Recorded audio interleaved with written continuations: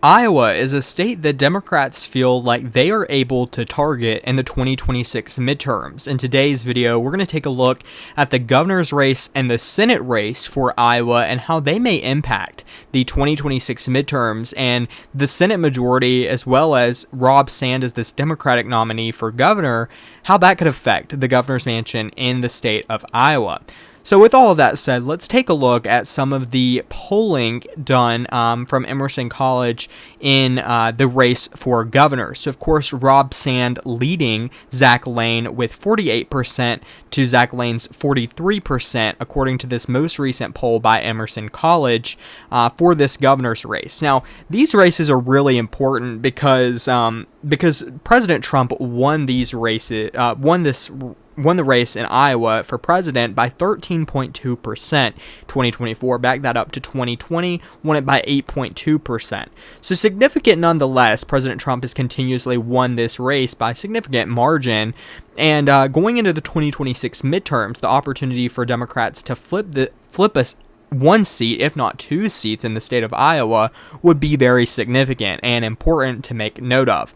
So with all of this said as well, I want to take note of the fact that polling has been kind of off in recent weeks and recent years, really, but especially in this race for Michigan Senate, where the Democratic primary has just concluded, and I made a video talking about this, but ultimately Abdul Al-Sayed winning that primary, but by a much narrower margin than originally predicted for that race. And it begs the question, is the race in Iowa or any other state going to also have similar trajectories where perhaps polling is not as accurate as it's been in the past, and in fact we might see races that have Democrats leading but Republicans actually end up winning the elections in November? That's a question that we won't have answered until the November elections come.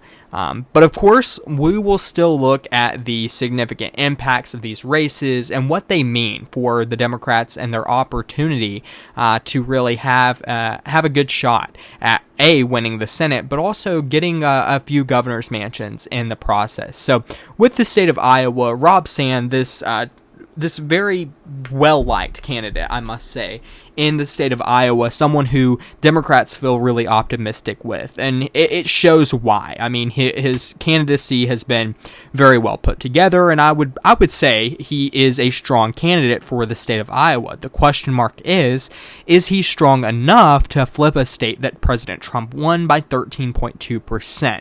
That is a major question, but of course, according to polling at this point, they would say yes. They would say Zach Lane is going to lose this race to Rob Sand in November. But of course, like I said before, polling doesn't win elections, people do. So, with that said, I want to take a look at some of the polling. First, looking at this general election polling for the governor's race. Emerson College having this latest poll having Sand up by 6%. The New York Times and Siena University having Sand up by 2%. That was back in June. And then Beacon Research also having Sand up, sponsored by Fox News, having Sand up by 9 percentage points to Zach Lane for this race to be Iowa's next governor. So if you look continuously, time and time again, the bold font meaning a pretty reliable pollster there for context on that. If you look time and time again, Rob Sand is performing really well in this race to be Iowa's next governor, and I think it shows why. If we move over to the Senate race, it's a little bit of a different conversation. Of course, if we look here, we see the three most reliable pollsters that I was talking about, Josh Turek only leading in one of those, that being the Beacon Research Fox News sponsored poll. Josh Turek leading by 4%, with Turek at 50% of the vote and Henson at 46%. The New York Times had Henson up +2, and this Emerson College poll that was released alongside the governor's poll has Henson up 3. So these are significant, and the fact that that Henson, ultimately, Ashley Henson, has a real opportunity to win this race, no doubt, and is probably arguably the favorite candidate to succeed Joni Ernst in this seat for the United States Senate. And I would say Ashley Henson, a strong candidate for Republicans. I've been critical of Republicans' candidates in the past, in which my comment section has shown some people very much disagree with me. But overall, Ashley Hinson is not this Michael Whatley type candidate that North Carolina is seeing, and not the candidate that we're seeing for Georgia's Senate. So it's a significantly different race. Ashley Hinson having the momentum of Iowa already being a red state, on top of not being this horrible candidate. Is going to play into her favor. But I should take note of Josh Turek, who is this really strong candidate. President Obama endorsing him in the past couple of weeks, and running a really fantastic campaign across the state of Iowa. It's going to be interesting to see how some of these poll numbers reflect perhaps maybe internal polls as the race gets closer to November. But of course, at this point, Ashley Hinson overall leading this race to be the senator, while Rob Sand is leading the race to be the next governor of Iowa. So two different parties leading in Iowa, of course, according to polling. So with all of that said, let's take a look at the Republicans' chance of winning the Senate. Iowa Ashley Hinson sitting at about 66.3% chance, leading with the margin of about 2.9% in the state of Iowa. So, you may look at this and say, well, Ashley Hinson's winning, that's great. But the question mark is how does this margin shift literally 10 points to the left? I mean, we're talking about a state that went to Trump by 13.2%. If we go back on here, Ashley Hinson only expected to win it by about 3% as of August. So with that said, it's important to make note of that, because Democrats are expected to have a shift of about 10 points, at least across the state of Iowa. The governor's race being a little bit of a different conversation there.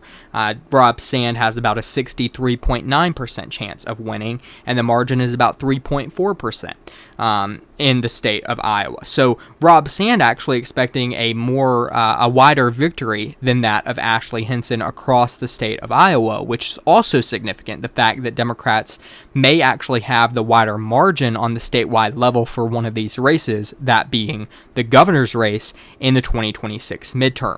So these races are significantly important. And of course, while I currently have predicted that Rob Sand will win the race for governor, I also have predicted, like VoteHub, that Ashley Hinson actually will win this race for Senate. Now, these both can shift over time. I mean, things change in races, polling changes, fundraising changes, numbers in general change, and we'll have to pay attention in the coming weeks to what that means on these races, of course, because Ashley Hinson absolutely could end up losing this race to Josh Turek. I mean, Democrats could come in and have a wave year. They could flip the state of Iowa. They could flip Ohio, North Carolina, Maine, Texas, Alaska. I could go on. But is that going to happen is the question that we have to ask. Is it likely that that happens? As of this point, no. Ashley Hinson, the clear favorite to be the next senator from the state of Iowa, but ultimately it's important too that Rob Sand is performing as well as he is across the state on the governor's level. But the thing is, too, is that voters are very picky. Sometimes they'll pick a Democrat for governor while they pick a Republican for the Senate seat.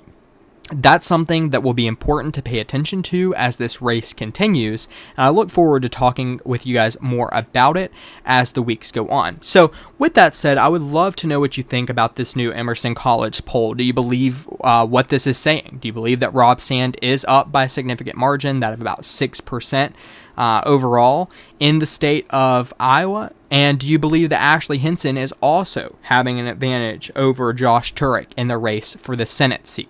Let me know what you guys think in the comments below. If you haven't already, make sure to subscribe to the channel and like the video, and I will see you guys in the next one. Thank you guys again so much for watching.